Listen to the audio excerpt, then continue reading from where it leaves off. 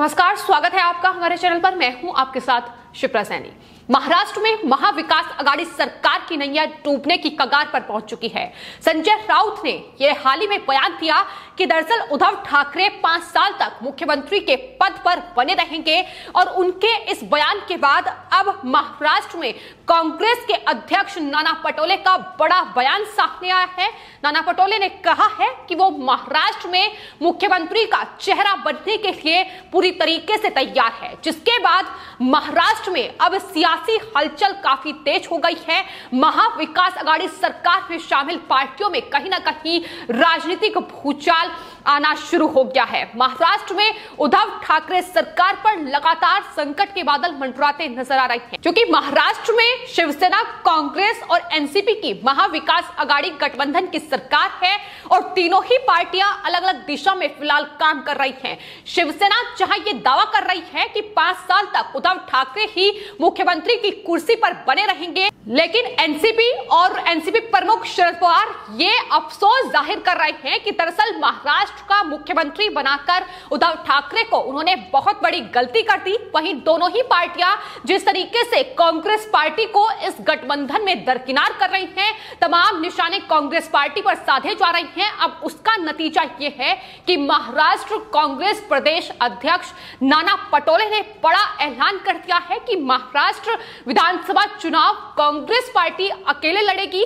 आलाकमान ने यह फैसला किया तो मैं सीएम का चेहरा बनने के लिए पूरी तरीके से तैयार हूं। ये नाना पटोले का बयान सामने आया है, जिसके बाद ये साफ तौर पर दिखाई दे रहा है कि महाराष्ट्र में उद्धव ठाकरे की कुर्सी पर अब संकट के बादल मंडरा रहे हैं, क्योंकि महाराष्ट्र में लगातार महाविकास आघाड़ी गठबंधन में शामिल ये तीनों ही जो पार्टियां हैं आपस में उलझती नजर आ रही हैं। एनसीपी कभी शिवसेना पर तंज कसती है तो शिवसेना कांग्रेस पार्टी पर निशाना साधती है और ये मतभेद लगातार बढ़ रहे हैं। तो ऐसे में ये अब सवाल उठने लगा है कि क्या महाराष्ट्र में महाविकास आघाड़ी सरकार 5 साल का कार्यकाल पूरा कर पाएगी? ये तमाम सवाल इस वक्त महाराष्ट्र की सियासत में गूंज रहे हैं। इतना ही नहीं, नाना पटोले की ओर से शिवसेना और एनसीपी पर तंज कसते हुए ये कहा गया है कि मैं महाराष्ट्र में कांग्रेस का चीफ हूं, ऐसे में अपनी पार्टी के विचार मैं खुद रखूंगा, किसी दूसरी पार्टी का कोई नेता कांग्रेस के विचार नहीं रख सकता है। ये भी नाना पटोले ने पत्रकारों से बातचीत करते हुए कहा है। नाना पटोले से जब तमाम सवाल महाराष्ट्र की सियासत को लेकर किए गए तो उन्होंने कहा कि वो नहीं जानते कि आखिर शरद पवार क्या कह रहे हैं, लेकिन कांग्रेस ने ये स्पष्ट कर दिया है कि वो आने वाले वक्त में राज्य में जो स्थानीय निकाय चुनाव होंगे, बीएमसी के चुनाव हो या महाराष्ट्र में विधानसभा के चुनाव हो, कांग्रेस पार्टी अकेले चुनाव लड़ेगी। यानी साफ तौर पर उद्धव ठाकरे जिस तरीके की सरकार वहां चला रहे हैं, जिस तरीके का नेतृत्व वहां कर रहे हैं, उस पर कांग्रेस पार्टी को भरोसा नहीं है।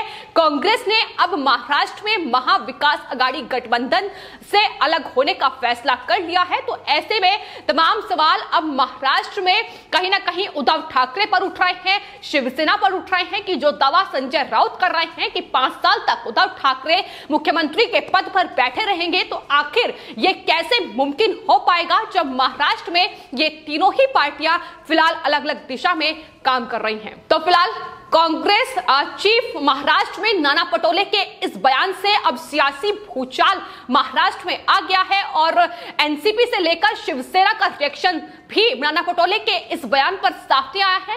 आपको बता दें, संजय राउत शिवसेना के सांसद, उन्होंने नाना पटोले पर तंज कसते हुए कांग्रेस पार्टी को घेरा है। उन्होंने कहा है कि अगर कांग्रेस को लगता है कि वो इतनी ताकतवर हो गई है कि लोकसभा चुनाव में मोदी का सामना अकेले कर सकती है, तो मैं उनका आत्मविश्वास नहीं तोड़ना चाहूंगा। यह संजय राउत की तरफ से कहा गया है। उन्होंने कहा है कि कांग्रेस के नेताओं को अगर ये लगता है कि उन्हें सीएम या पीएम बनाया जा सकता है, तो बिल्कुल वो अपना आत्मविश्वास बनाकर रखें। लेकिन बंगाल, केरल और असम का उदाहरण भी संजय राउत की तरफ से दिया गया है कि कांग्रेस पार्टी का इन राज्यों में क्या हद हुआ है, इस पर भी गौर करनी चाहिए। इनके नतीजे भी कांग्रेस पार्टी को देखने चाहिए। वही बात महाराष्ट्र की है, तो महाराष्ट्र में यह साफ है कि उद्धव ठाकरे पूरा कार्यकाल अपना खत्म होने तक मुख्यमंत्री के पद पर बने रहेंगे, ये एक बार फिर से संजय राउत की तरफ से दोहराया गया है। तो ये लगातार सियासी खींचतान है जो इस महाविकास अघाड़ी गठबंधन में देखने को मिल रही है और कहीं ना कहीं इसको लेकर अब बीजेपी भी महाराष्ट्र में महाविकास अघाड़ी गठबंधन शिवसेना, एनसीपी और कांग्रेस पार्टी पर हमलावर नजर आ रही है। उन्होंने कहा है कि फिलहाल महाराष्ट्र में एक ऐसी सरकार चल रही है जो आपस में ही लड़ती झगड़ती नजर आ रही है। आखिर वो महाराष्ट्र के मुद्दों को किस तरीके से हल कर पाएगी। वहीं आपको बता दें, नाना पटोले के इस बयान पर एनसीपी का रिएक्शन भी सामने आया है। एनसीपी ने यह तंज कसते हुए कहा है कि दरअसल नाना पटोले ने खुद अपना मजाक उड़ाया है। एनसीपी के युवा प्रदेश अध्यक्ष सूरज चौहान ने यह कहा है कि दरअसल जिस तरीके से नाना पटोले ने यह बयान दिया है, उन्हें यह याद रखना चाहिए कि पार्टी कॉमन मिनिमम के एजेंडे पर एक साथ महाराष्ट्र में आई है। सूरज चौहान ने यह भी कहा है कि नाना पटोले को पार्टी को नंबर 1 बनाना चाहिए, लेकिन उन्हें यह नहीं भूलना चाहिए कि हम राज्य में सत्ता में भागीदार हैं। यानी कहीं ना कहीं कोशिश यह भी है कि कांग्रेस का साथ बना रहे, महाराष्ट्र में महाविकास अघाड़ी सरकार चलती रहे। लेकिन फिलहाल जिस तरीके से बौखलाहट तमाम नेताओं की बढ़ रही है, शिवसेना जहां अपना कद बढ़ाने की कोशिश कर रही है, वहां शरद पवार की कोशिशें ये हैं कि सबसे ऊपर एनसीपी रहे। और हाल ही में शरद पवार, आपको बता दें, जो चुनावी सलाहकार हैं प्रशांत किशोर, उनके साथ एक बैठक भी कर चुके हैं और बैठक इसको लेकर हुई थी कि 2024 के लोकसभा चुनाव में उसमें चर्चा इस बात को लेकर हुई थी कि गैर बीजेपी और गैर कांग्रेसी पार्टियों का एक गठबंधन तैयार किया जाए, तीसरा मोर्चा बनाया जाए, जिस तरीके से प्रधानमंत्री को 2024 में चुनौती दी जाए। तो ये तमाम कोशिशें फिलहाल महाराष्ट्र में जारी हैं। शरद पवार अपनी अलग रणनीति तैयार कर रहे हैं, शिवसेना अपनी अलग रणनीति बना रही है, वहीं कांग्रेस पार्टी अब अकेले लड़ने का ऐलान कर चुकी है, जिसके बाद लगातार अब शिवसेना कांग्रेस पार्टी पर हमलावर नजर आ रही है। तो फिलहाल महाराष्ट्र में महाविकास अघाड़ी सरकार अब मुसीबत में पड़ चुकी है और कभी भी महाविकास अघाड़ी सरकार के जो तीनों ये पार्टियां महाविकास अघाड़ी सरकार में शामिल हैं, कभी भी कोई भी पार्टी किसी भी पार्टी को अंगूठा दिखा सकती है, क्योंकि जिस तरीके के मतभेद फिलहाल महाविकास अघाड़ी सरकार में देखने को मिल रहे हैं, वो यही इशारा कर रहे हैं कि उद्धव ठाकरे की सरकार 5 साल चलनी बेहद मुश्किल है, जिसका दावा शिवसेना कर रही है। तो फिलहाल महाराष्ट्र में उद्धव ठाकरे सरकार तमाम अलग अलग मुद्दों को लेकर भी घिरी हुई है और इन तमाम मुद्दों पर ये तीनों ही पार्टियां आपस में उलझती नजर आ रही हैं।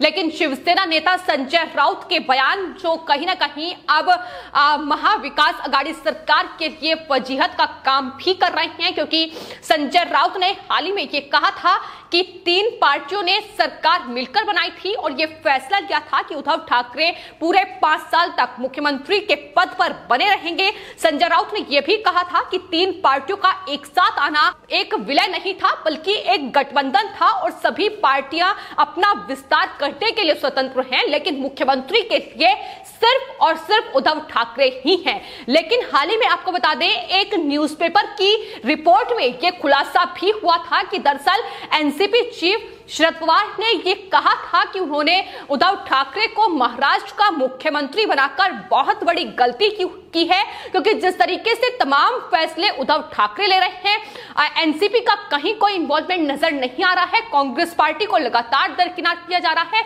और शायद यही वजह है कि इस तरीके से मतभेद लगातार बढ़ रहे हैं। लेकिन इस पूरे सियासी घमासान पर शहनवाज हुसैन, जो कि बीजेपी के नेता हैं, उनका बयान सामने आया है। उन्होंने कांग्रेस पार्टी के बयान पर जवाब दिया है। जिस तरीके से कांग्रेस पार्टी ने अकेले लड़ने का फैसला किया है, उन्होंने कहा है कि कोई भी गठबंधन सहयोगी कांग्रेस के साथ विलय नहीं करना चाहेगी, क्योंकि ये चुनाव के दौरान अपनी सहयोगियों को भी डुबा देते हैं। यानी कांग्रेस जिसके साथ भी चुनाव लड़ती है, वो पार्टी भी अब कहीं ना कहीं डूबने की कगार पर पहुंच जाती है। तो ऐसे में बेहतर होगा कि कांग्रेस पार्टी अलग ही चुनाव लड़े। तो इस तरीके के तंज लगातार कसे जा रहे हैं। हैं, वहीं महाराष्ट्र में बीजेपी नेता राम कदम के भी कई ट्वीट महाराष्ट्र में जारी इस सियासी घमासान को लेकर सामने आए हैं। राम कदम ने महाविकास आघाड़ी सरकार पर तंज कसते हुए यह कहा है कि महाराष्ट्र में सरकार आपसी संघर्ष में ही लिप्त नजर आ रही है। शिवसेना पर तंज कसते हुए कहा है कि शिवसेना राम मंदिर और हिंदुत्व के